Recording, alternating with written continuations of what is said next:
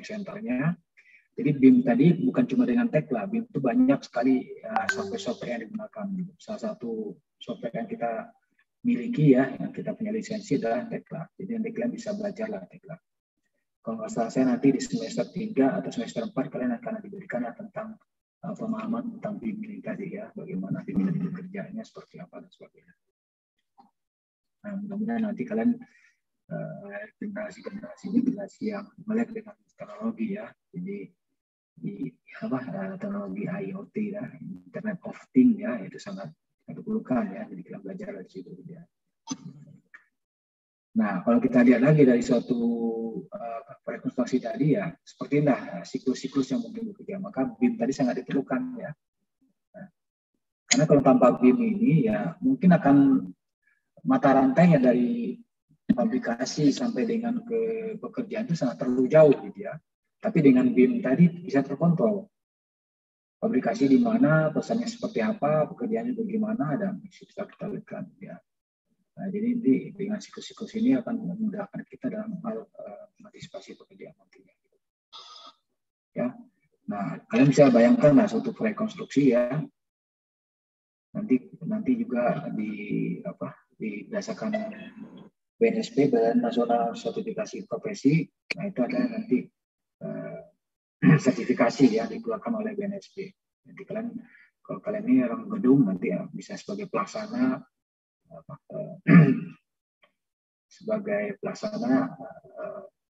bangunan gedung ya. Nah, jadi itu tadi pelaksana lapangan bangunan gedung ya, kerjaan gedung. Nah, kalau kita lihat ini adalah bagian-bagian proyek yang memang tidak bisa dihindari. Ada pekerjaan galian, ya, pekerjaan galian dan timbunan, pekerjaan tanah, kemudian baru kemudian pembuatan existing, ya, kemudian pekerjaan galian berfondasi, ya, pemasangan tulangan, ya, ini dengan memasang tulangan, kemudian pengecoran dan sebagainya. Itulah aktivitas-aktivitas yang akan ada di dalam konstruksi.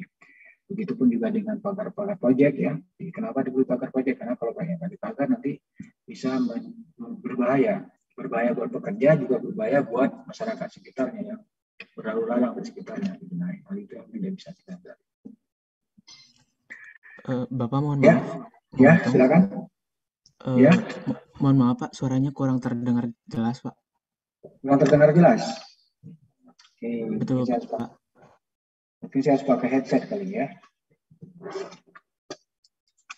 Bentar ya.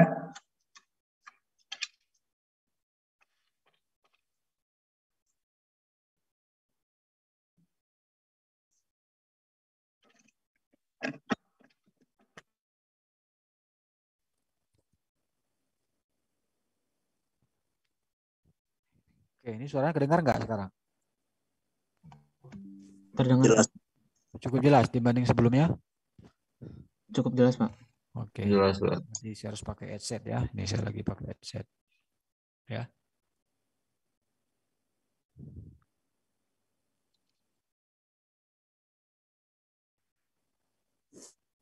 Oke, kita lanjut ya.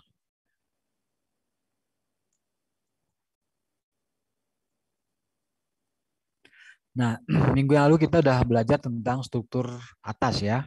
Mereview yang udah kalian pelajari ya sambil menambahkan pengetahuan-pengetahuan baru. Sekarang kita masuk dengan struktur bawah bangunan. Ya.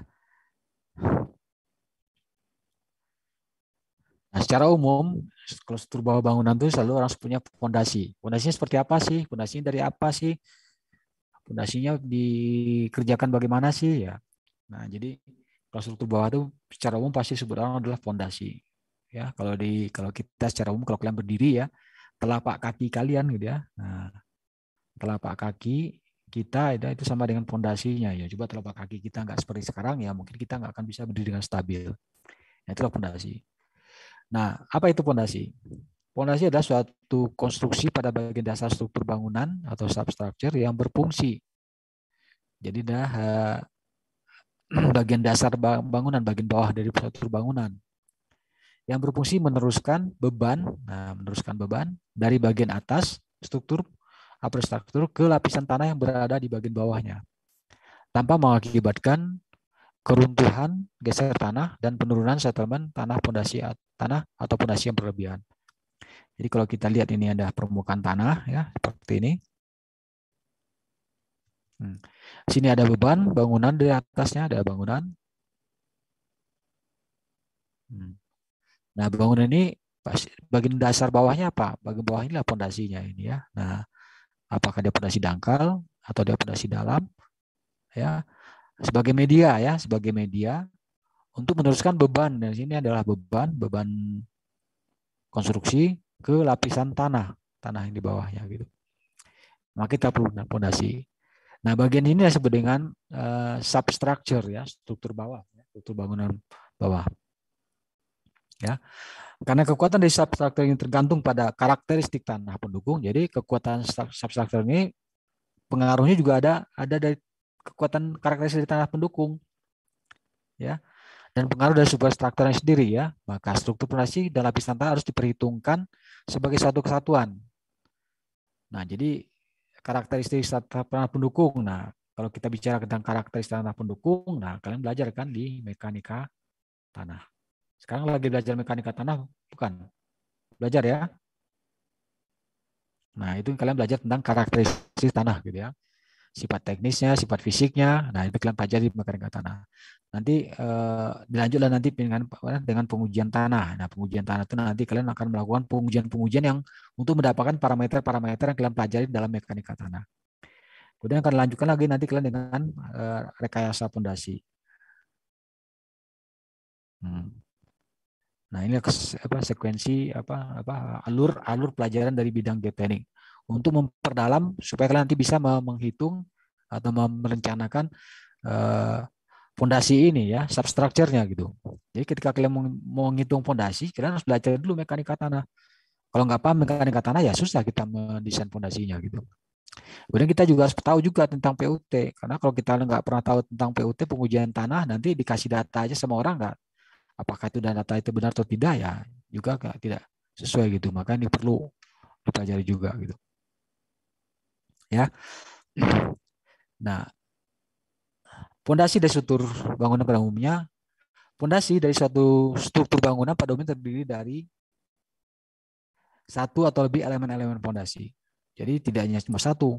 Elemen fondasi adalah elemen transisi antara tanah atau batuan dengan struktur atas superstructure. Jadi elemen fondasi tadi adalah semacam transisi ya dari struktur atas ke struktur bawah. Oke, ada pertanyaan?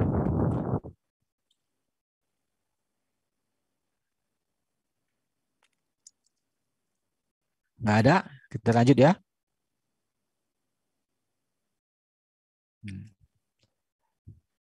Nah, jenis dan tipe-tipe dari struktur fondasi. Ya, suatu elemen fondasi harus mampu. Ya, jadi suatu elemen fondasi harus mampu. Nah, mampu mendistribusikan dan mentransmisikan beban mati maupun beban dinamik atau beban hidup dari struktur atas ke lapisan tanah keras. Jadi seperti tadi ini permukaan tanah. Nah, fondasi yang kita buat di sini ya, telapaknya ini. Nah, harus mampu mendistribusikan. Jadi beban yang dari struktur atas, ini beban ya, dari P ini beban vertikal dari struktur atas disalurkan ke bawah. Nah, fondasi ini harus mampu mendistribusikan dan juga mentransmisikan ya. Kalau ini misalkan tanah kerasnya di sini ya. Jadi ini mungkin cukup nggak sampai di sini aja? Apa perlu sampai sini dibuat tanah kerasnya atau tidak? Jadi mendistribusikan seperti apa gitu. Nah, ini yang kita perlu perhitungkan gitu. Nah, untuk bisa memperhitungkan itu nanti kalian belajarlah di mekanika tanah. Kalian belajar mekanika tanah, belajar nanti di perencanaan fondasinya, belajar kalian nanti. Tentang beban struktur ya kalian udah belajar sekarang, mulai dari mekanika rekayasa itu tentang perhitungan-perhitungan gaya-gaya. Nah, nanti kalian belajar lah struktur beton, struktur baja, struktur kayu. Nah, itu kan berdasarkan komponen strukturnya terbuat dari apa gitu ya. Nah, terbuat dari kayu kah, terbuat dari beton kah, terbuat dari baja kah, maka belajar struktur kayu, struktur baja, struktur beton gitu ya.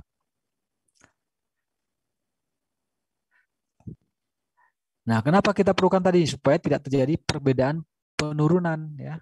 Jangan sampai dia nanti penurunannya tidak sama gitu kan. Kayak kalian kalau kalian pernah tahu nggak Menara Pisa? Tahu ya Menara Pisa ya, tahu kan?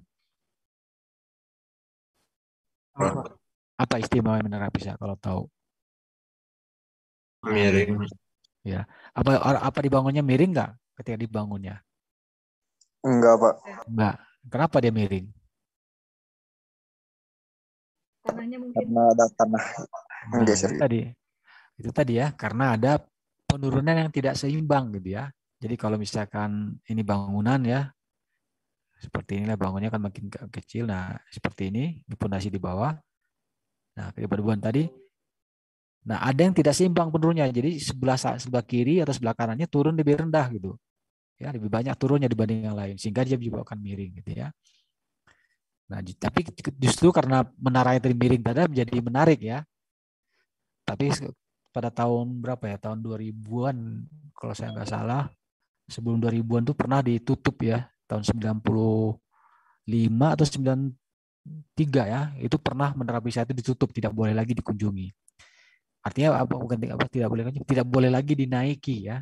Jadi tidak boleh lagi orang naik ke atas menara ini ya sampai ke puncaknya. Karena apa? Karena kemiringan itu udah cukup besar gitu ya, udah sampai di atas ini kalau diukur nih bagian sekitar 4 sampai 5 meter. Ya, posisi dari sisi tegaknya gitu ya. Nah, 4,5 meter ya. Itu sempat dihentikan ya. Karena apa? Karena dilakukan proses rehabilitasi ya, proses pemugaran supaya kemiringannya tidak bertambah gitu. Nah, ada beberapa alternatif yang dilakukan saat itu ya, beberapa pilihan. Ada pilihan pertama itu bikin menara yang sama di sebelahnya gitu ya. Nah, tapi waktu itu tidak disetujui ya. Atau membongkar ini bikin baru lagi juga nggak disetujui. Kemudian ada beberapa alternatif lagi dengan cara menggali bagian sini, dengan cara ini tahan dulu, nah mungkin diperbaiki bagian tanah bagian bawah yang bagian miringnya gitu ya.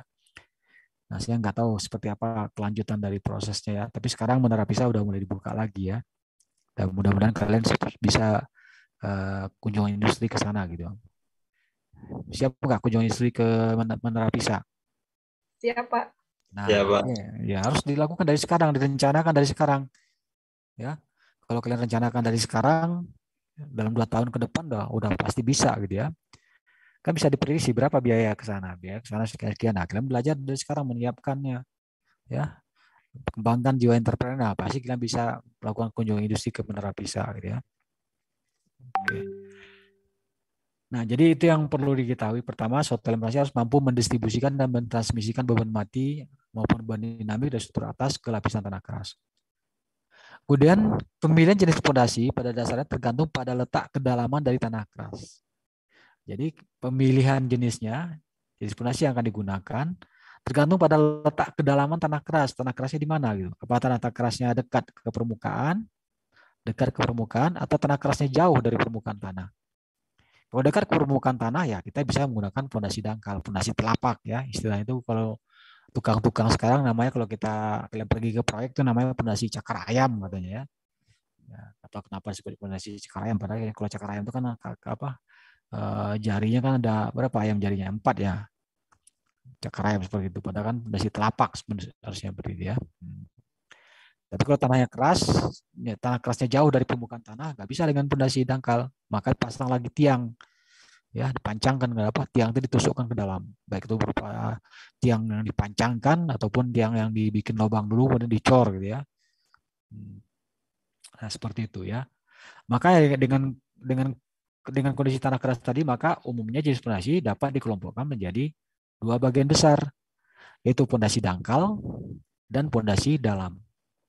Fondasi dangkal biasanya maksimal itu ke dalam sampai 2 meter. Tapi kadang-kadang bisa lebih juga ya. Terkadang ya bisa lebih ya. Nah, kenapa bisa lebih Pak ya? Karena itu tadi, karena kondisi dan juga jenis konstruksi yang dikerjakan ya, maka mungkin lebih efektif ditambah ke dalamnya sedikit ya supaya daya dukungnya jadi maksimal. Gitu. Nah, fondasi dalam jadi adalah yang memiliki ke dalam tanah keras lebih dari 2 meter. Itu secara umum ya. Tapi kadang-kadang ada juga perlakuan-perlakuan khusus yang berbeda dengan persyaratan ini. Oke, ada pertanyaan? Saya bertanya, Pak. Ya, silakan. Pak, kalau jenis pondasi di satu bangunan itu harus sama atau mungkin berbeda, Pak?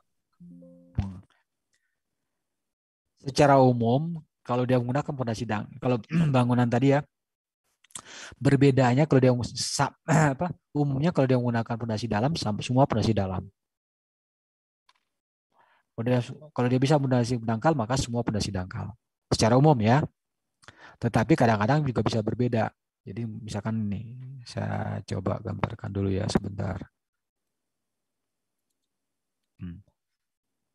Kelihatan ya, kelihatan ya. Nah, misalkan ini adalah suatu areal ya, areal konstruksi. Kemudian di sini adalah areal bangunannya gitu ya. Dan ini adalah as-as bangunannya ya, as-asnya gitu ya. Ini asnya. Mungkin ada berapa as gitu ya.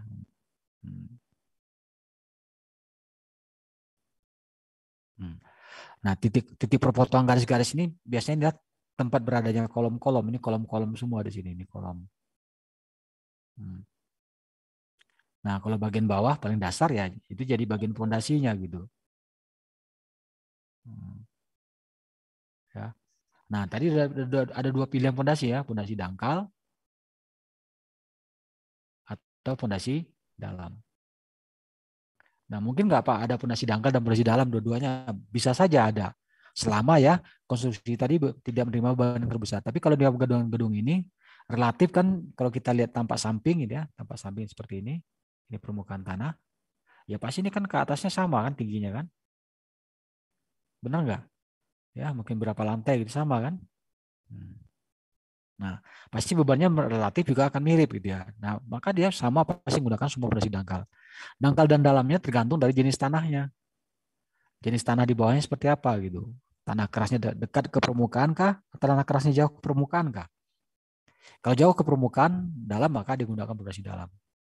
Nah, kalau dia menggunakan fondasi dalam ada dua pilihan juga ya. Apakah menggunakan pancang atau menggunakan bor. Ya. Panjang itu berarti pondasinya udah jadi, udah disiapkan di luar ya. Bisa berbentuk bulat, bisa berbentuk kotak, bisa berbentuk segitiga, bisa juga bentuk segi delapan. Udah disiapkan di luar dan ditusukkan ke dalam tanah, dipancang. Ada juga yang dibor. Dibor itu berarti dibikin lubang dulu, dibikin lubang ya sampai ke dalam yang ditentukan, dimasukkan besi tulangan, kemudian dimasukkan adukan beton. Nah, itu ya. Nah, yang bedanya apa nanti dalam satu konstruksi ini tadi bedanya jumlahnya yang mungkin berbeda. Ya. Atau konfigurasinya gitu. Nanti kalian belajar lah nanti di pondasi ya, konfigurasinya ya. Misalkan kita ambil di sini ya, potongannya di sini. Nah, ini saya perbesar. Setelah saya perbesar ya, ketika saya perbesar bagian yang ini yang bulat yang ini, karena ini kolomnya bulat gitu ya. Nah, ini kolomnya bulat. Nah, ternyata ada susunan fondasi di bawahnya. Nah, ini mungkin pile cap-nya ya.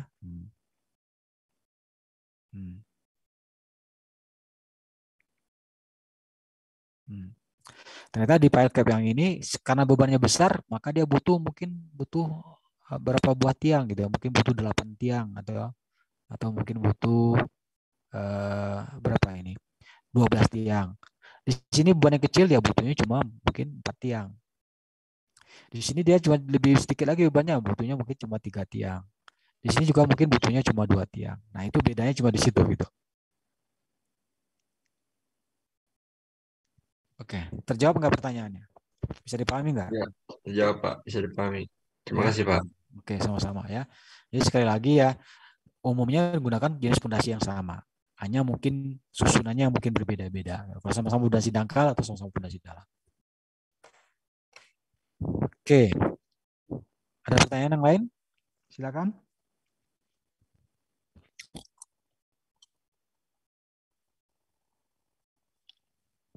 Tidak ada? Kita lanjut? Lanjut, oke. Nah, ini kita lihat ya macam-macam fondasi. Jadi tadi ada dua jenis tipe fondasi, ada disebut dengan fondasi dangkal,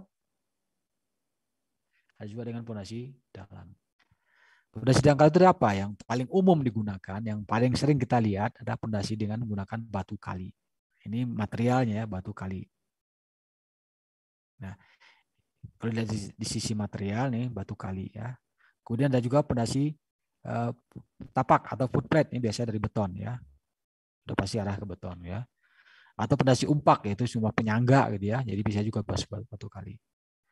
Nah, kemudian pondasi dalam bisa dari tiang pancang atau bisa juga dari bore pile atau juga bisa juga dengan dinding diafragma. Dinding diafragma itu pondasinya adalah misalkan di sekeliling bangunan gitu ya yang digunakan gitu ya. Nah, coba kita lihat selanjutnya. Nah, inilah kira-kira gambaran pondasi tadi ya. Jadi nanti kalian belajar di rekayasa pondasi. Ini permukaan tanah. Ini adalah pondasinya.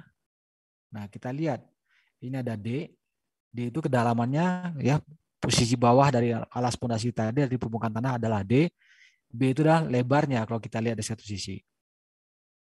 Nah, kalau dangkal yaitu kalau D per B-nya kurang atau sama dengan 1, itu kategorinya adalah dangkal. Jadi kedalamannya enggak lebih besar daripada lebarnya, maka dikategorikan sebagai pondasi dangkal. Nah, tapi kalau D per B-nya besar dari 1, nah itu dikategorikan dengan pondasi dalam. Jadi ini kita lihat ya, ini posisi dari muka tanah sampai ke tanah keras, ujung pondasinya adalah sebesar D. Kalau kita lihat dari sisi samping, ini bentuknya kan mungkin bulat ya, bentuknya ini mungkin. Ini kan karena tiang pancang, ini bore pile. Nah, lebarnya, diameternya kita anggap sebagai lebar. Jadi kalau D ini kita bandingkan B besar lebih dari 1, maka dia dikategorikan dengan pondasi dalam. Ya. Nah, ini juga sama. Itu yang membedakan ya pondasi dangkal dan pondasi dalam. Ya, jadi dari perbandingan antara kedalaman dan lebarnya ya dari sisi kalau kita lihat tapak samping gitu. Nah, pondasi dangkal. Nah, apa saja sih yang pondasi dangkal tadi ya? Pondasi dangkal seperti ini tadi saya bilang. Ini D ya, keberadaan dia. Ini adalah pondasinya ini. Yang pondasi itu yang ini. Ini apa? Ini bukan pondasi. Ini kan kolom kan. Tapi karena bagian bawah kita sebut dengan kaki kolom. Karena kolomnya ini yang di atas, ini kolom yang di permukaan tanah, ini kolomnya. Nah, kemudian di sini biasanya ada lagi pasang balok ini ya, balok seluh ya, biasanya dipasang juga seluh ini. Yaitu mengikat antara satu pondasi dengan pondasi yang lain. Ya. Nah, apa aja jenis-jenis pondasi dangkal tadi ya? Pondasi dangkal terdiri dari beberapa macam, antara lain pondasi telapak, pondasi lajur, pondasi gabungan serta pondasi rough, rakit atau bisa disebut dengan mat foundation ya. Nah, kita lihat ya tipe pondasi. Kalau secara denah seperti ini, tanpa atas, nah ini pondasi telapak. Jadi ini sebagai telapaknya ini. Ya, sebesar ini gitu ya. Ini kolomnya gitu dan paling bawah kaki kolom. Ya.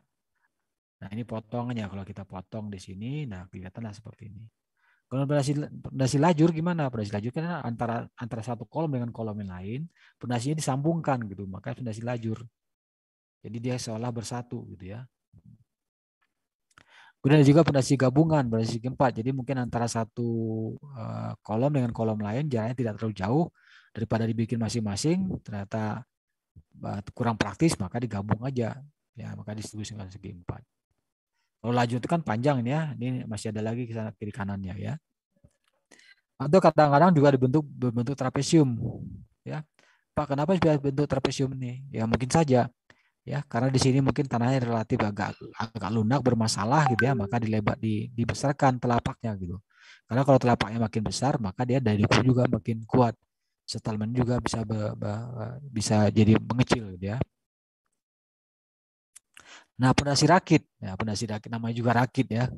Kalau kalian pergi ke air ya, supaya kita bisa ngapung di atas air, ya, dipasanglah rakit-rakit ya. Jadi ini bantalannya dihubungkan satu dengan lain, ini kayak mat foundation ya. Jadi kayak slab aja ini ya, kayak beton aja, tapi disangga oleh tiang-tiang ini gitu. Padahal ini kolom-kolom ya, bukan tiang ya, maka disebut dengan mat foundation ya, fondasi rakit gitu. Nah, masih banyak jenis fondasi yang lain yang namanya kadang-kadang berbeda-beda ya, tergantung dari siapa yang mengerjakan. Kadang ada produsen yang membuat suatu ciri khas, ya dia namakan dengan fondasi sarang laba-laba misalkan ya, karena dia sebenarnya fondasi sarang laba-laba sama dengan fondasi rakit ini, tapi dia mendefinisikan seperti itu karena ada kekasan yang dikerjakan oleh dia gitu. Nah, dalam fondasi telapak ya, nanti kalian akan belajar juga nanti di beton ini ya. Jadi kalian belajar di rekayasa di struktur beton ya. Ada yang disebut dengan geser satu arah.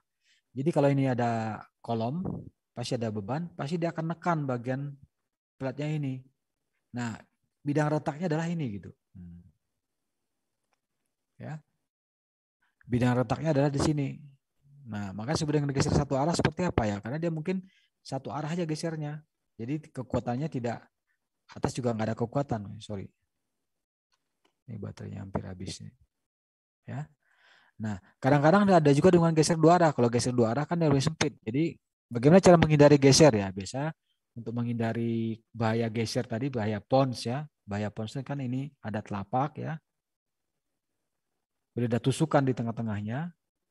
Nah, tusukan tadi kalau tampak samping seperti ini, ya, tusukan dari atas, maka terjadilah masuk ke dalam ya bagian sini ya. Ini makanya diputus gitu ya. Nah, supaya ini nggak putus, maka dikasihlah tulangan. Pasang tulangan di sini. Pasang tulangan di sini. Nah, kalau dua arah berarti atas bawah dipasang. Ya. Sehingga dia kekuatannya tadi jadi bagian ini nggak akan retak gitu. Yang paling mudah tuh kalau kalian lihat ada kue bolu gitu ya. Kue tar ya. Nah, kalian ambil suatu benda misalkan gelas gitu atau ya, gelas tapi bagian yang bawahnya kalian tekankan. Nah, itu soalnya nusuk ke bawah kan. Nah, kalau cuma kue kan nusuknya cuma seperti ini nusuknya. Tapi karena ini beton berarti dia akan membentuk bidang miring. Nah, kalau dia nggak kuat maka dikasihlah lagi dengan tulangan. Ya. Nah, jadi kenapa selalu dalam perakitan fondasi tulang selalu diperlukan tulang-tulang. Tulang itu untuk menahan gaya tarik ya. Nanti kalian belajar di perdalam lagi nanti di struktur beton. Nah, ini contoh penggambar contoh fondasi telapak ya. Ini fondasi telapak, ini tulangannya tulang untuk kolom ini ya. Ini pasti untuk kolom.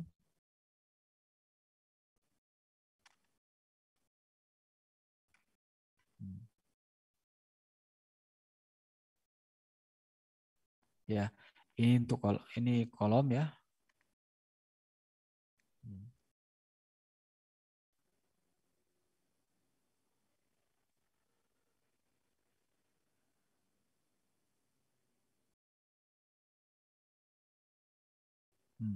Ini kolom ya. Nah, ini tulangan untuk kolom ya, disambung ke atas itu. Ini adalah pondasinya, telapaknya yang dicor sama beton sini ya. Kalau udah jadi seperti ini udah jadinya ya, dibongkar tanah sekitarnya udah jadi. Ini udah kaki kolomnya udah dipasang. Nanti lanjut lagi ke atas gitu. Inilah proses pengecoran ya. Nah, kemudian juga harus diperhatikan tinggi jatuh maksimum dalam saat penuangan beton. Jadi kalau kita nuang beton ya tidak bisa terlalu dekat dan juga tidak bisa terlalu tinggi kan. Nah, nanti kalian belajar lagi nanti di rekayasa beton ya. Dalam belajar mata kuliah rekayasa beton atau rekayasa material beton gedung ya. Nanti kalian belajar lagi bagaimana cara pengecoran, apakah boleh dan sebagainya gitu ya.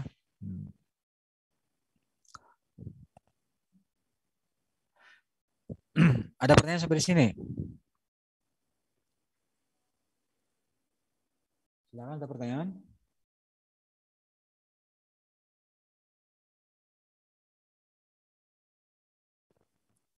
Tidak ada? Tidak, Pak. Oke. Kita lanjut ya.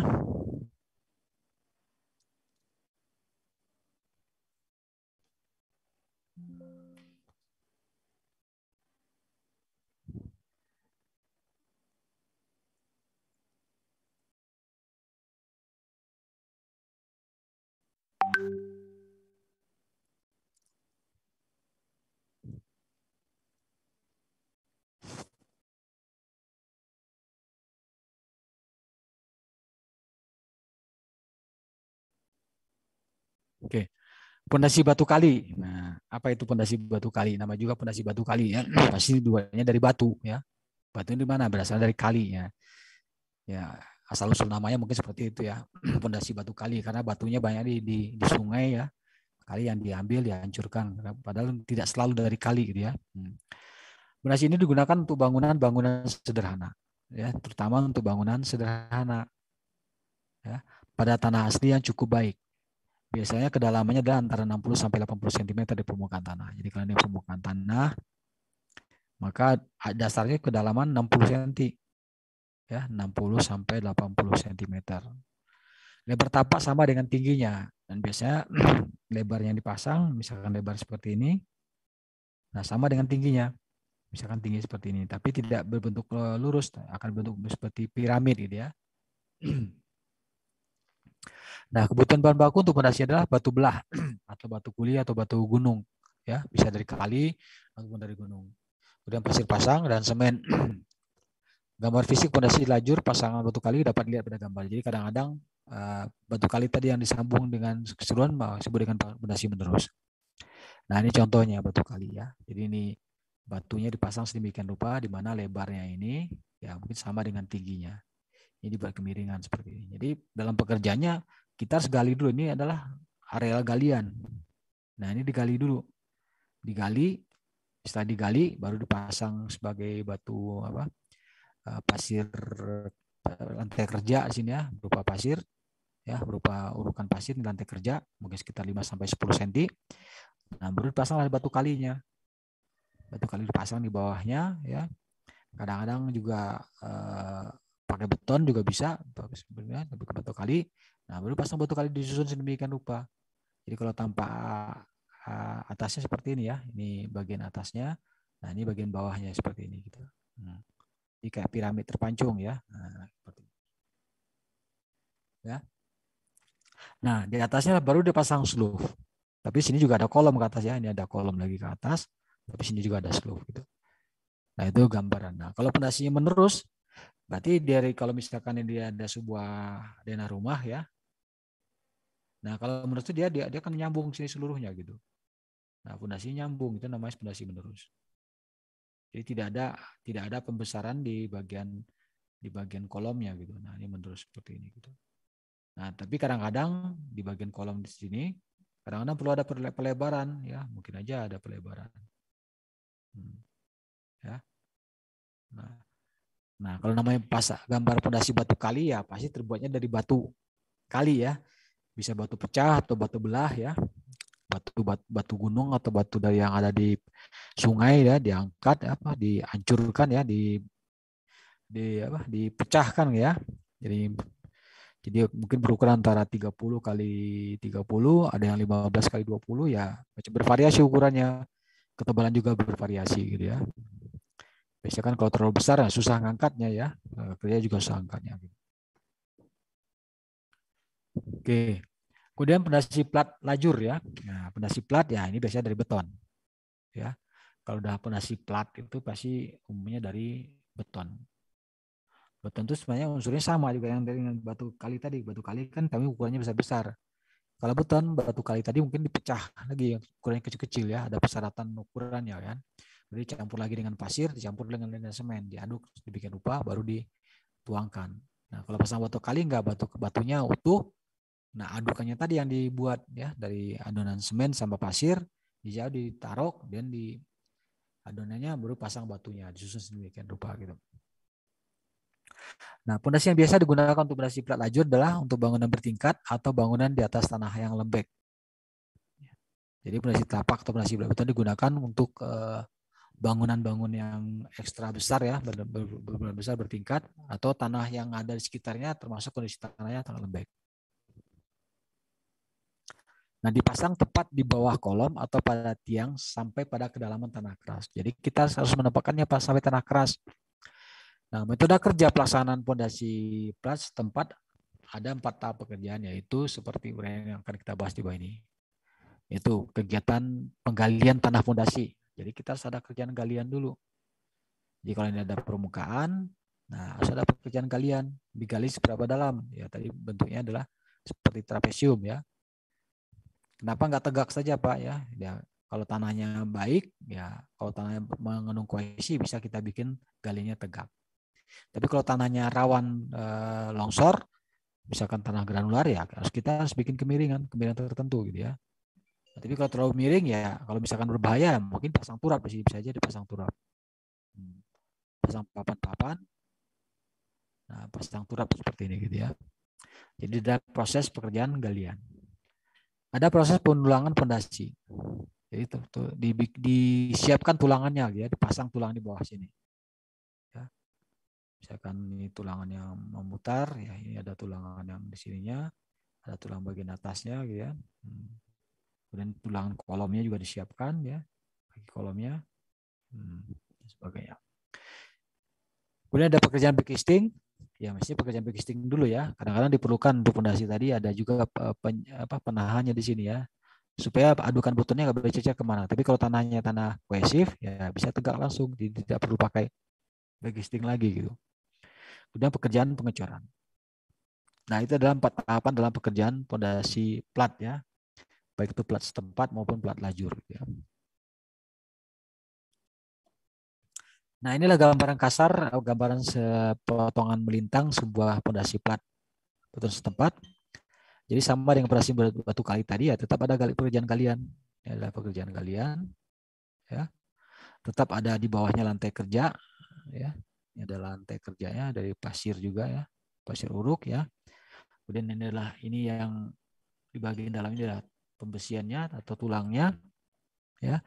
Ini tulangan, ini besi ya. Kemudian bagian luarnya ini adalah backcastingnya atau papan duganya, papan yang untuk menutupin supaya ketika dicor ya, materialnya nggak keluar ya. Kalau di sini juga sama gitu ya. Nah nanti baru dicor lah dengan adukan beton ya, tergantung mutu beton yang diinginkan. Apakah FC25, apakah FC30, apakah FC aksen 40 ya, tergantung mutunya ya.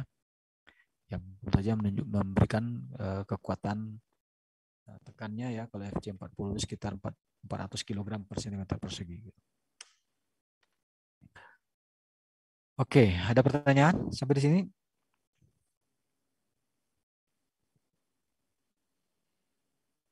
Pak, saya mau bertanya, Pak. Ya, silakan. Kalau slope itu biasanya di atas permukaan tanah atau di bawah, Pak? Umumnya di bawah permukaan tanah, tapi kadang-kadang juga ada di permukaan tanah. Tapi kalau dari pasang lantai nggak kelihatan lagi. Oke, Pak. Kalau misalnya ya. Kalau misalnya apa? slope-nya itu, misalnya pondasinya itu pada bawah, slope di pondasinya gitu. Ya, slope itu biasanya di atas pondasi pasangnya. Oke, Pak.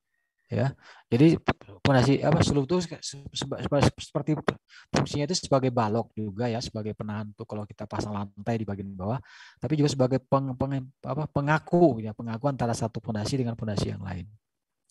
Kalian mungkin saya contoh aja. Coba kalian lihat kursi ya. Kursi itu ada berapa buah kakinya? Ada 4 kaki kan? Kalau kalian di rumah Ya, sendiri ada 4 kaki kan? Nah, kemudian kenapa 4 kaki tadi bisa stabil? Karena kan ada penghubung kan, ada balok ya, ada kaki-kaki tadi, ada besi-besi yang penghubung kan antara satu kaki dengan kaki yang lain.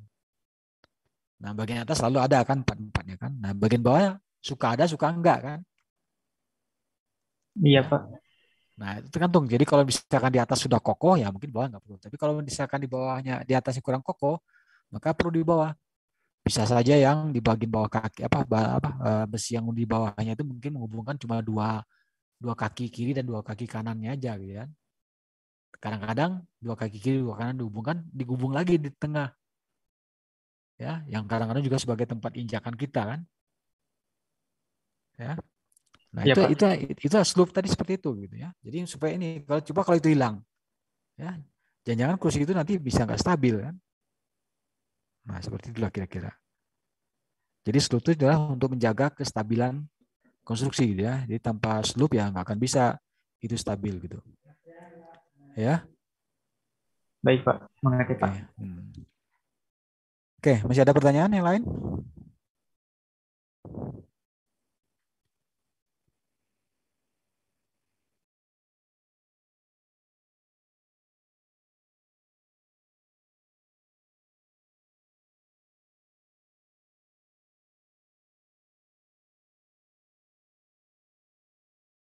Sebentar ya, saya ada tamu dulu ya, sebentar ya. Halo? Ya, Pak. Ya, oke.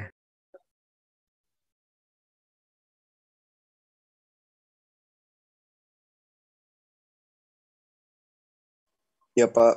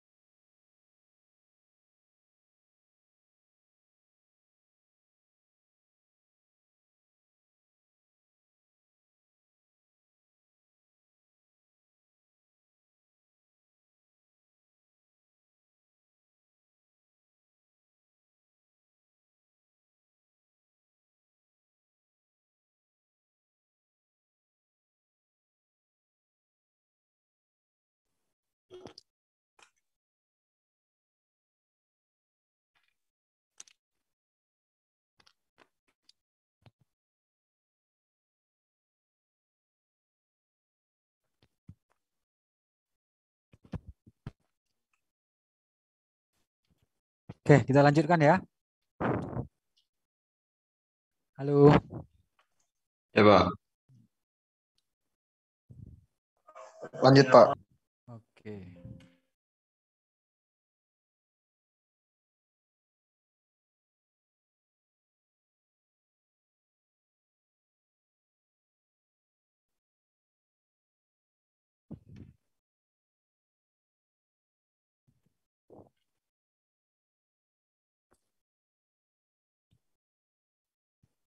Sebentar ya.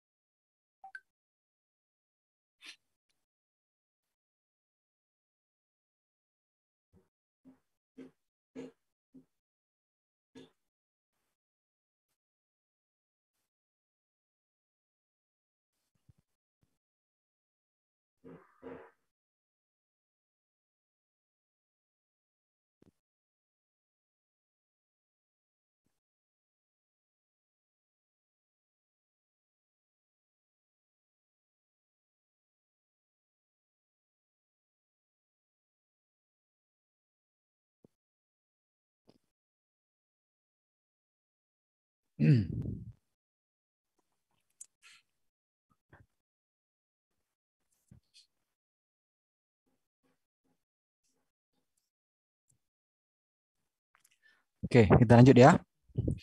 Nah, tadi kita sampai dengan pondasi plat beton ya. Kedengaran suara saya? Gambarnya terlihat ya? Terlihat, Pak. Oke. Nah, tadi kita udah ulangi lagi ya, sekali lagi pondasi menerus selain pondasi setempat ya. Kalau menerus itu seperti ini ya. Jadi kalau batu kali yang setempat itu yang ini adalah setempat ya, dari pasang batu kali. Kalau menerus seperti ini, jadi dia nyambung terus ke sana gitu ya. Nanti ini ada slope penghubungnya gitu. Nah, slope ini pasti mengikat antara satu dengan lain. Jadi di ujungnya ada kolom. Nah, ini ada slope-nya gitu. Jadi semacam pengikat gitu ya antara satu kolom dengan kolom yang lain atau antara satu kaki pondasi dengan pondasi yang lain. Nah, ada hal yang perlu diperhatikan dalam menempatkan pondasi ya. Pondasi harus ditempatkan pada tanah yang mantap, tanah yang keras ya, yang keras atau yang relatif stabil ya. Karena kalau tanahnya nggak stabil, tanahnya lunak ya bahaya nanti. Baru dipasang pondasi udah malah amblas gitu ya. Pondasi harus diikat dengan apa? Secara kaku dengan slup dengan angker ya. Jadi kalau misalkan seperti ini ya, jadi slupnya tadi harus dipasang angkur ke dalamnya. Ya, ada semacam besi ya. Kalau nggak ada besi ini ya nanti slupnya bisa terangkat gitu ya. Jadi pondasi nggak berfungsi, antara slup dengan pondasi nggak berfungsi. Jadi maka selalu harus ada angkur untuk yang dipasangkan sehingga ini tadi. Begitupun juga yang di sini di batu kali ini semacam angkur juga ya, di batu kali. Di batu kalinya ini ada angkurnya gitu ya untuk mengikatkan antara kolom atau kaki kolom dengan slup dengan pondasinya gitu. Nah, itu harus selalu diperhatikan. Nah, ada beberapa ketentuan teknis yang perlu diperhatikan. Pondasi harus ditempatkan pada tanah yang mantap, yaitu ditempatkan pada tanah keras. Dasar pondasi harus diletakkan lebih dalam dari 45 cm di bawah permukaan tanah. Jadi minimal 45 cm di bawah permukaan tanah. Ya, ini batas minimal yang harus disarankan ya. Seluruh badan pondasi biasanya tertanam di dalam tanah.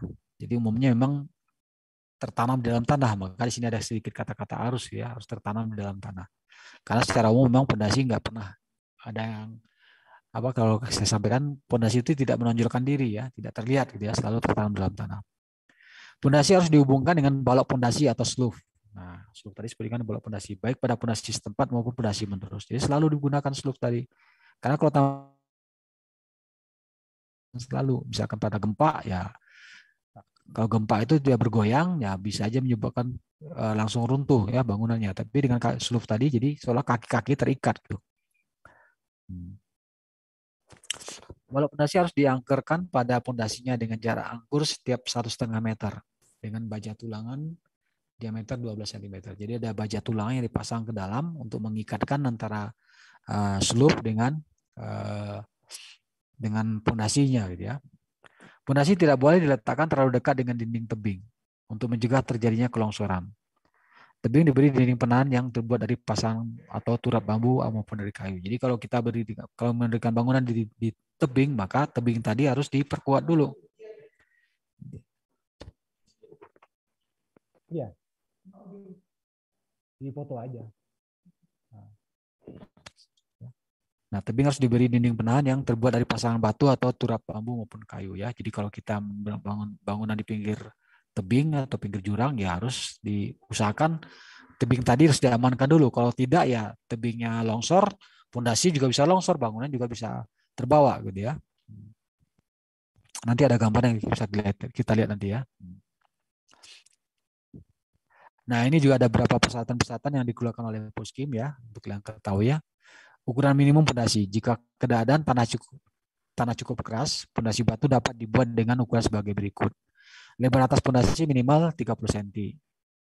Lebar bawah pondasi minimal 60 cm. Ketinggian pondasi minimal 60 cm. Ini yang disyaratkan oleh Puskim ya, dari Kementerian PUPR ya. Nah, ini kalau kita menggunakan pondasi batu kali.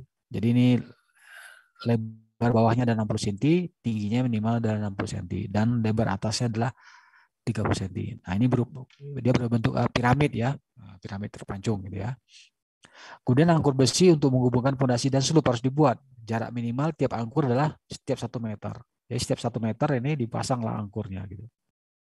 Nah, angkur itu mengikatkan. Jadi ini semacam pasang besi ke dalam yang bisa dibengkokkan juga di bagian bawahnya.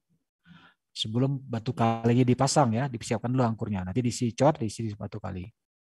Ya. Nah, ini adalah persyaratan yang harus diperhatikan ketika kita membuat pondasi batu kali, terutama untuk rumah-rumah ya, rumah-rumah sederhana ya, rumah sederhana atau rumah-rumah rumah 2 lantai yang masih tipikal seperti itu ya. Tapi kalau rumahnya udah mulai bertingkat, nah kebanyakan tidak lagi menggunakan batu kali, udah langsung dengan beton. Gitu ya. Nah, untuk pondasi batu kali menerus, pondasi sebaiknya dibuat menerus keliling bangunan tanpa terputus. Jadi kalau kita ingin bikin pondasi menerus, artinya tidak ada lagi pondasi yang setempat di sini menerus, maka diusahakan seluruh rumah itu terkeliling dengan ini, jadi terikat satu dengan yang lainnya gitu. Jadi menerus ke seluruh bagian dindingnya ya, keliling bangunan. Nah, sehingga slope-nya juga dibuat jadi semacam rangka aja terikat di atasnya. Ini rangka ini harus diangkur ke bawah ya. Slope ini harus diangkur ke bawah ini tadi. Pondasi dinding penyekat juga dibuat menerus. Perlu dipasang balok pengikat slope sepanjang pondasi tersebut. Jadi kalau kita menggunakan pondasi kali menerus harus diikat seluruhnya gitu ya. Jadi ini bagian. Nah, ini terutama untuk rumah-rumah sederhana ya.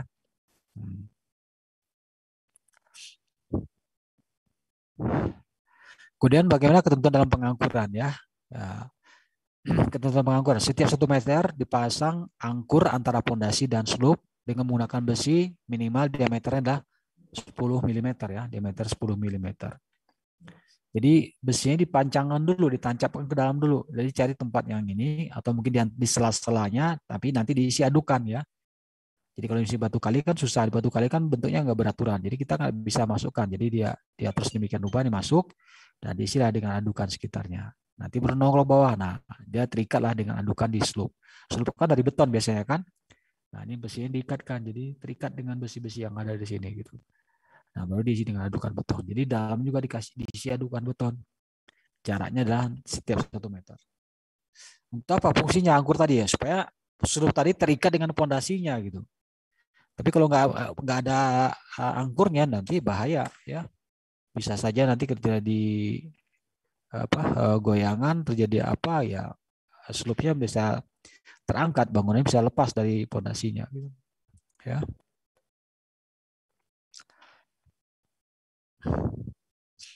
Nah, balok slope. Nah, spesifikasinya seperti apa? Ukuran balok pengikat atau slope biasanya ukurannya adalah 15 kali 20 cm. Ya. Kemudian tulang utamanya biasanya dipakai diameter adalah diameter 10 mm. Tulang begelnya atau tulang sengkangnya, tulang yang memutar ini, nah, tulang begel namanya atau tulang sengkang. Nah, itu diameter lebih kecil. Biasanya diameter 8 mm. Jarak tulangan biasanya diberikan antara 15 cm. Tebal selimut beton sekitar 1,5 cm. Ini ada tebal selimut beton ya. Jadi selimut beton itulah jarak dari beton tadi terhadap tulangannya gitu. Jadi bagian luar ini terhadap tulang itu yang disebut dengan selimut beton. Nah, ini yang disebut dengan selimut beton itu yang ini ya. Nah, jarak ininya gitu. Ini yang disebut dengan selimut beton. Jadi kalau tidak ada selimut beton bagaimana, Pak? Ya nanti besinya ini kalau terkena udara, ada air, nah akan bagaimana dia? Terjadilah korosi. Ya, terjadi karatan. Kalau udah korosi lama-lama dia akan hancur dan tidak berfungsi lagi besinya gitu. Tapi kalau tertutup oleh selimutnya ini, ya kalau selimutnya kalau kita tidur kan perlu selimut kan biar nggak kedinginan kan. Nah ini juga sama. Jadi biar menyelimuti besi yang ada dalam tulangan itu. Nah itu harus diperhatikan ya. Kalau tidak itu mungkin akan menjadikan konstruksinya tidak stabil nantinya gitu. Nah ini tadi contoh yang saya sampaikan tadi bahwa kalau kita ingin bangun fondasi, nah harus diperhatikan jangan sampai nanti berbahaya terhadap kestabilan dari bangunan yang dibuat di pinggir lereng ya. Jadi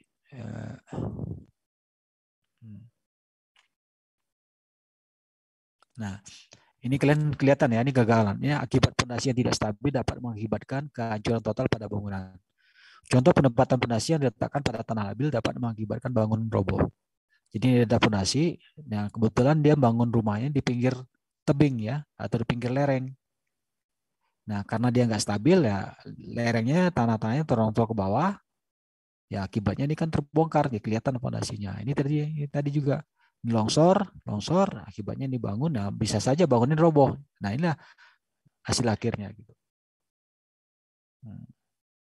Ya, nah ini semua adalah berkaitan dengan fondasi dangkal ya, terutama untuk bangunan-bangunan sederhana ya, rumah-rumah sederhana.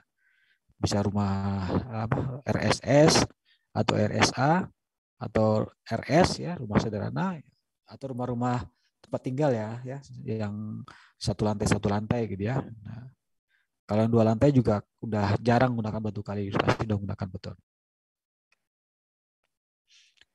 Oke. Fondasi dangkal selesai dulu. Ada pertanyaan? Silakan.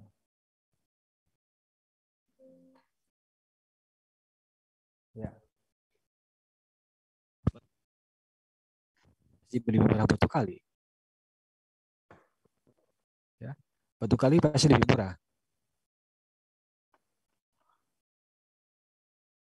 Ya. Lebih murah, lebih mudah, lebih ini cepat pekerjaannya ya. Tapi kadang-kadang harga itu relatif ya.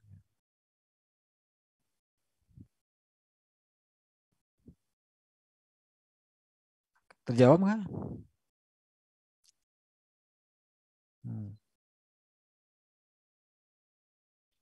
Pak, izin bertanya. Silakan. Berarti Pak, untuk bangunan yang berada di lereng yang miring kayak gitu Pak, kan tadi Nah, jelasin berarti pondasi kedalaman itu kan maksimal minimal 45 cm, berarti yang atas itu berarti kemungkinan di atas 45 cm Pak ya, karena miring. bisa jadi, iya betul. Ya. Baik Pak, terima kasih. Oke, mungkin saya coba tambah gambarkan lagi ya. Kadang-kadang ya orang membangun rumah, namanya perumahan lah ya. Apalagi zaman-zaman dulu. Misalkan ini ada sebuah lereng ya. Lereng alami. Oke ya. Seperti itu. Nah, kemudian orang bikin rumah. Ya, rumah tinggal aja ya. Rumah satu lantai. Nah, kan seperti saya sampaikan kan nggak mungkin bikin rumah tadi yang tegak lurus dengan lereng kan. Ada orang bikin rumah kayak gini nggak ada kan. Ya, ini pasti salah ya, pasti seperti ini. Nah, ini mungkin digali sama dia. Bisa digali di sini, bikin seperti ini gitu ya. Ya, ini dataan seperti ini. Terjadilah lereng. Nah, kalau dia bentuknya seperti ini, yang di fondasinya. Nah, ini harus ada jarak tertentu ya terhadap lereng ini. Jangan terlalu dapat ya. Kalau terlalu dapat ke lereng ini terbawa, tergerus oleh hujan, terbawa longsor, nanti fondasinya kelihatan. Kalau fondasi kelihatan, tanah udah ke bawah lagi, longsor, nah jangan-jangan bangunan juga akan roboh. Nah, itu yang kadang-kadang orang-orang yang apa namanya juga masyarakat umum ya, yang tinggal di desa, tinggal di daerah-daerah lereng ya, kadang-kadang tidak memperhatikan itu karena mereka mungkin nggak tahu ya. Tahunya kalau udah kejadian baru mereka tahu gitu. Nah, jadi kalian kalau udah belajar ini ya, ketika ada pembangunan melihat apa ya, harusnya punya ilmu yang kalian miliki harus kalian terapkan gitu ya. Ya. Jangan sampai ada udah kejadian dulu baru kita ternyata seperti ini ya, jangan sampai kejadian dulu baru kita berbicara gitu ya. Oke, ada pertanyaan lagi silakan. Bapak izin bertanya. Silakan, Amira. Untuk pemukiman padat penduduk, fondasinya kan kadang nempel sama tembok tetangga tuh. Itu gimana ya Pak? Ya gimana lagi? Mau dipisahin fondasinya nggak bisa kan? Ya. Nah, paling perkuatannya nanti ya tergantung ya. Berbahaya itu adalah kalau di perumahan tadi, pemukiman tadi, ketika yang sebelahnya membangun lebih tinggi daripada yang sebelahnya. Kebayang nggak maksudnya? Misalkan kita punya rumah di sebuah perumahan, yang pasti rumah tadi saling nempel kan? Nah, yang pasti biarpun saling nempel, dindingnya tidak boleh sama. Dindingnya pasti harus dua lapis. Satu lapis milik yang sebelah kiri, satu lapis milik yang sebelah kanan. Yang bagian bawahnya, bagian slope-nya ya masing-masing slope-nya juga masing-masing.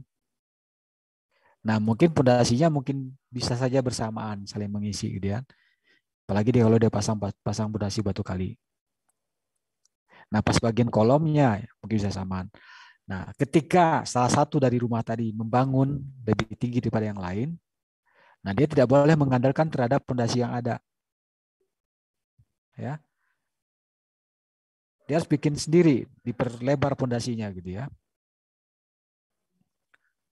Kebayang nggak Abibah penjelasan saya? Sedikit Pak. Amira? Sedikit terbayang. Sedikit ya. Ini kan misalkan di rumah ya. Taruh di rumah seperti ini. Ini juga rumah seperti ini ya. Ya. Kebetulan dia berdempetan.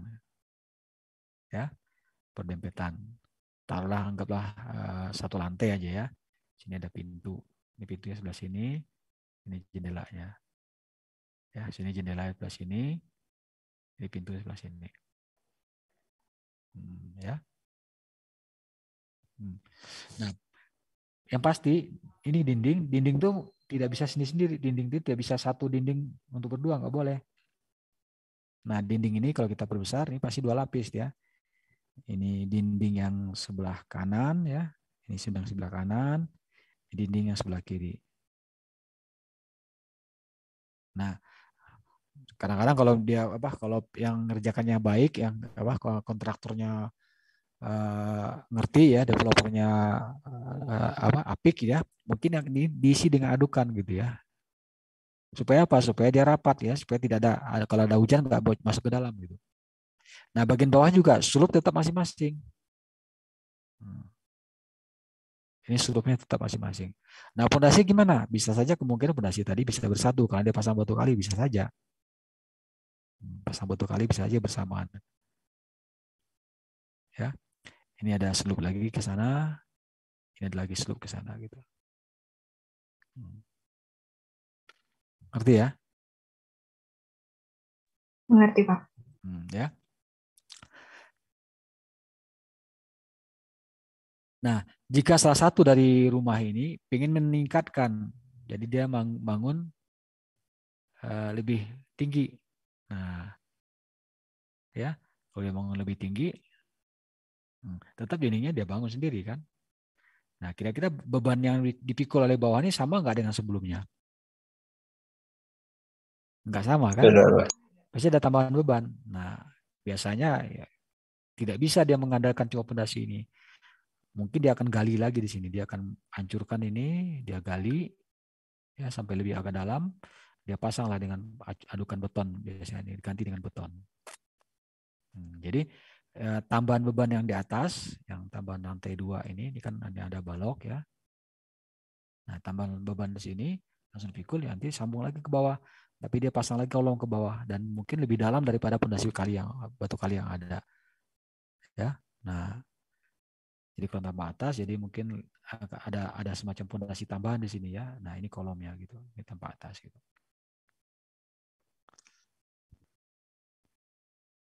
Ya. Nah, kadang-kadang kalau tidak bisa langsung di dindingnya, dia bisa aja bergeser.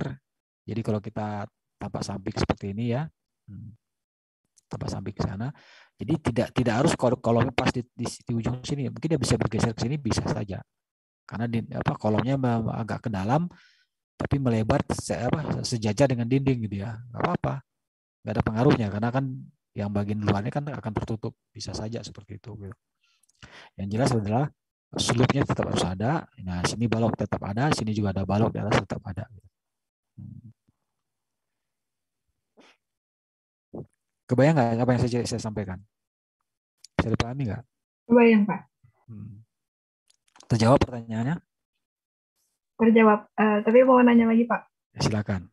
Untuk kasus yang sebelah rumahnya tuh sudah jadi, Pak, tapi ingin membuat rumah lagi gitu, Pak. Ya nggak apa-apa, silakan aja. Kan fondasinya berbentuk piramid kan, Pak. Nanti ada apa sih ruang gitu antara Enggak ada ruang kan, ini kan bersatu, ini kan dalam tanah bersatu. Ya, jadi kan dia bikin lubang di sini. Dia bobok gitu. Ya. Jadi kalau misalkan dia berbentuk piramid, fondasi seperti ini ya, piramid ya, karena dia dipakai oleh berdua misalkan ya, seperti ini ya. Kelihatan gambarnya ya? Kelihatan? Kelihatan, Pak. Ya, berdua seperti ini gambar. Nah, ini kan ini ada slope-nya ke sana ya. Ini ada slope yang sebelah kiri, ini ada slope sebelah kanan ke sana ya. Ini juga ada slope ke sana, guys. Ya, ini ada slope ke bawah juga kan, ada slope juga ke sana ya. Nah, nanti dia mau bangun ya. Ya, di slope-nya masing-masing ya, tidak bersatu slope-nya. Ya, tapi kadang-kadang ada juga developer nakal ya disambungan ya nggak apa-apa. Selama tidak mengganggu. Nah, biasanya di sini dia gali di sininya. Bongkar di sini, bongkar di sini, gali. Nah, diperdalam kayak gini yang seperti saya gambarkan sebelah ini gitu. Ya. Jadi tambahan beban yang bekerja dari rumah yang sebelah ini akan langsung dipikul oleh pondasinya tersendiri. Biarpun nempel seolah dengan pondasi yang lama gitu. Baik, Pak, mengerti, Pak. Ngerti ya? Oke. Terima kasih, Pak. Sama-sama. Silakan, masih ada?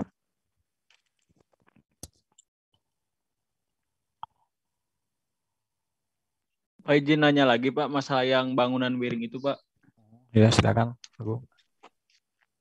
Kan dalam pembangunannya berarti, Pak, ada dua cara berarti, Pak. mau yang tanahnya diratain biar pondasinya seukuran gitu Pak, Ya. atau yang langsung miring. Kalau dalam kekuatan sama efektifnya lebih bagus yang mana Pak?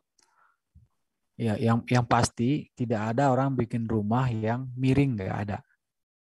Selalu bikin rumah tadi adalah tegak lurus dengan bidang horizontal ya, dengan bidang gravitasi lah kasarnya gitu ya. Nah kalau udah lereng pasti dibikin dulu supaya dia horizontal. Mengukur horizontalnya seperti apa ya? Pakai kan biasanya kan kita gunakan lah dengan apa? Dengan selang gitu ya, selang air ya. Kan tahu kalian mengukur ke apa supaya elevasinya sama dengan selang air di selang putih gitu ya, ataupun selang warna apapun lah diisi dengan air. Nah bikin setimbangan dari kiri dan kanan. Nah itu elevasinya. Nah bagian miring bagaimana ya? Pasti ada bagian yang di-cut atau digali, ada bagian yang harus ditimbun atau di-fill gitu. Ngerti nggak maksudnya aku? Paham Pak, paham. Ya. Nah, terus masalahnya seperti apa, Pak? Masalahnya adalah ketika dia meletakkan fondasi pasti dari permukaan tanah yang di-cut-nya tadi. Ya. Oke, saya gambarkan aja ya.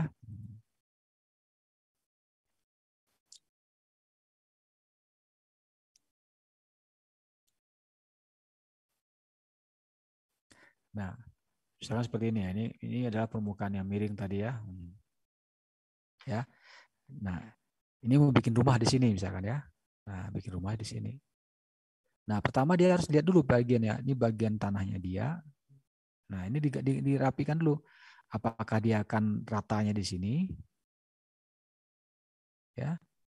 Apakah dia ratanya di sini gitu? Yang bagusnya yang mana, Pak? Terserah, bebas saja sebenarnya sih. Plus minusnya di mana? Dia ngejar elevasi mana? Kan kita bicarain ngejar elevasi dah jalan di mana gitu ya. Pasti oh ternyata sini adalah jalan di sini, center line di sini. Ini ada jalan.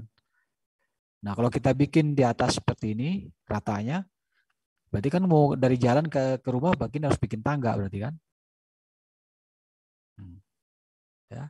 Oh, siap ingin serata dengan jalan berarti di sini. Berarti ini saya langsung gali.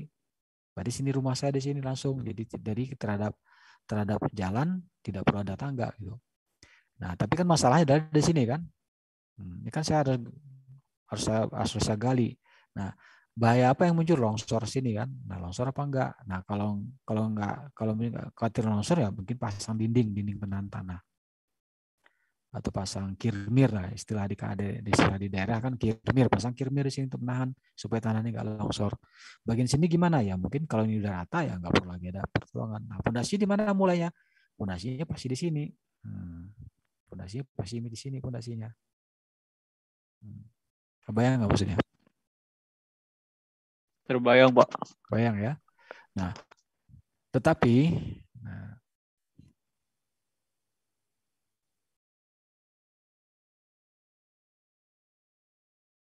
nah, kalau kita bagian permukaannya kita ambil yang di sini elevasinya, ya bisa saja di rumah di sini. Berarti ini kan tanahnya kan kosong, berarti harus ditimbun dulu yang ini. Ditimbun dulu. Nah, timbun pasti ini kan terbawa ke bawah kan? Maka dipasang lagi dinding penahan tanah di sini. Pasang lagi dinding ya, apakah dindingnya miring atau dinding rata bisa dipasang. Nah, pondasinya gimana? Nah, tergantung kalau kondisi tanahnya masih kuat di sini ya oke, bisa pondasi di sini. Tapi ternyata tanah yang nggak kuat, bisa jadi pondasi tetap di bawah sini gitu. Jadi ada dinding lagi di sini bisa saja. Nah, kalau lihat sisi ini mana yang lebih praktis menurut kamu? Yang pertama atau yang kedua? Yang lebih bagus, itu lebih aman. Kalau menurut saya yang pertama Pak. Yang pertama lebih aman. Kita gali kan daripada kita menimbun, ternyata pondasi kita tetap aja harus di bawah. Ya. Oke, terjawab ya? Terjawab, terima kasih Pak. Silakan, masih ada?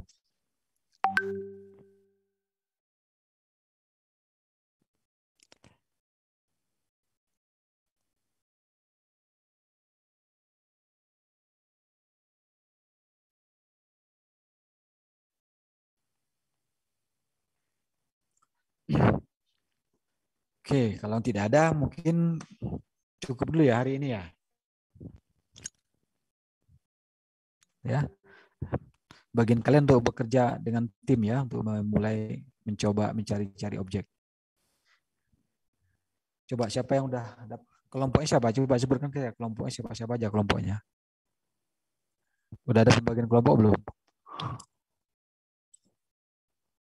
Bisa ditampilkan nggak? Udah, Pak.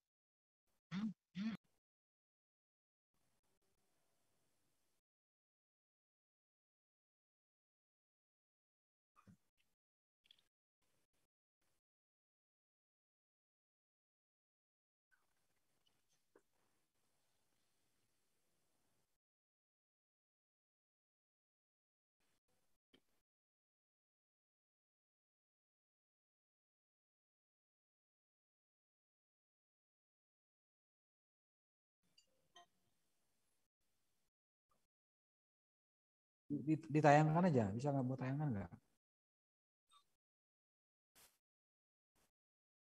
Biar semua yang lain juga tahu.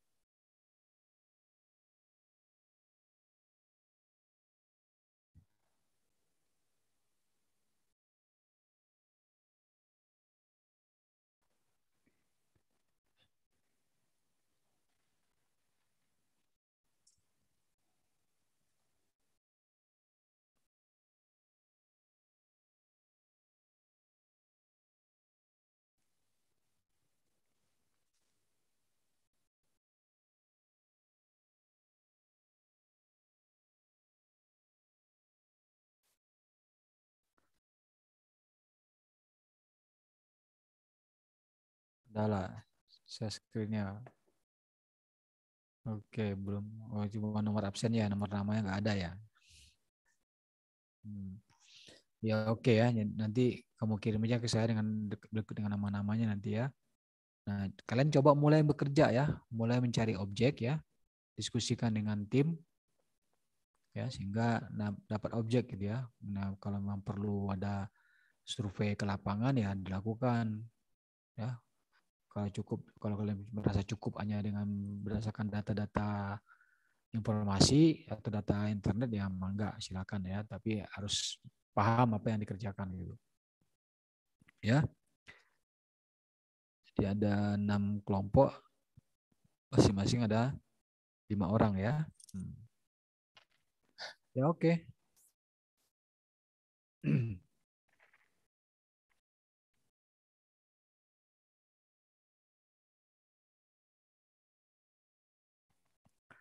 Oke, masih ada pertanyaan?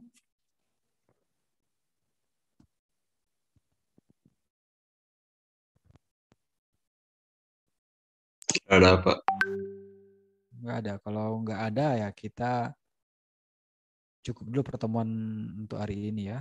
Mungkin didokumentasikan lagi siapa bagian dokumentasi tadi siapa. Tolong bikin berita acaranya ya. Silakan dinyalakan dulu kameranya.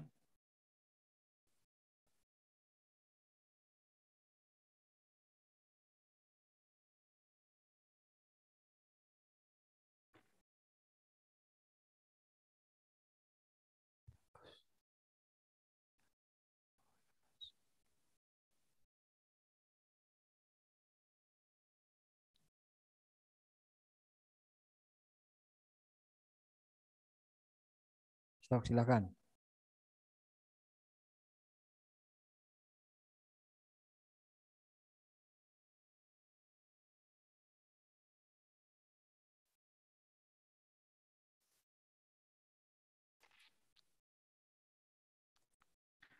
Oke, kita cukup dulu pertemuan hari ini ya dengan fondasi dangkal ya.